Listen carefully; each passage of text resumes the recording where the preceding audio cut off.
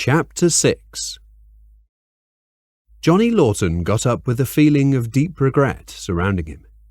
He didn't like these days, the ones where he flinched when he thought about some of his actions the day before.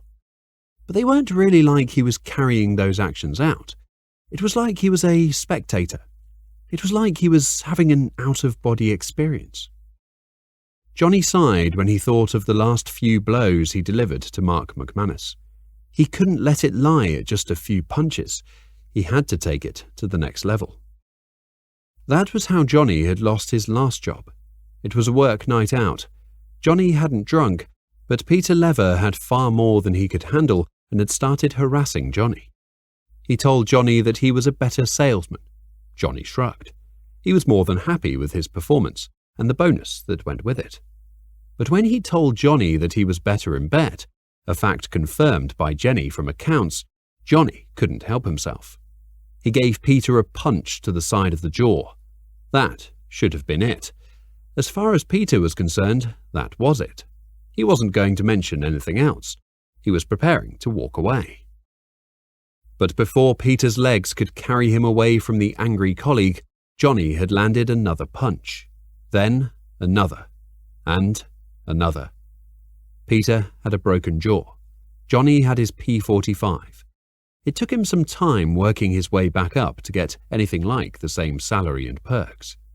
This time, he didn't work with Mark McManus, but he'd done it while he was using the firm's pass to the golf course. Johnny thought about getting away for a while. He had a stack of annual leave that he'd carried over from the previous year, in addition to the 0 he'd already taken that financial year. He could disappear for a while, let things blow over and come back as though nothing had happened. That was the way things worked in his head. For Johnny Lawton, things just blew over. It all turned out right in the end. At least, that's what his mother told him. She was the font of all knowledge when Johnny was young. Not that she was especially knowledgeable, just that she was all he had. Her parents had died before he was born. He had no siblings, and his father vanished, along with any communication from his family. Johnny's mam was on her own, so he listened to what she had to say and took it as gospel. Any anger that he felt with the world came from outside the family home. She wasn't angry. In fact, she was the least angry person Johnny had ever met. She looked upon him as a blessing and ignored all of the other things that happened to them. Her parents passed on enough before they passed away. If Johnny's father didn't want to be around, then so be it. Johnny was angry enough for both of them. He shouted at passing dogs that barked, encouraging them to bark more. And he shouted more. Other kids learned to steer clear of Johnny. At first, it was just when he got angry, but then his short fuse meant that his outbursts became more frequent. So, kids stayed away from him all the time, which made him even angrier. By the time he left school, he pretty much had nobody he could call a friend. All he had left was his mother, and she was gone before he hit 20.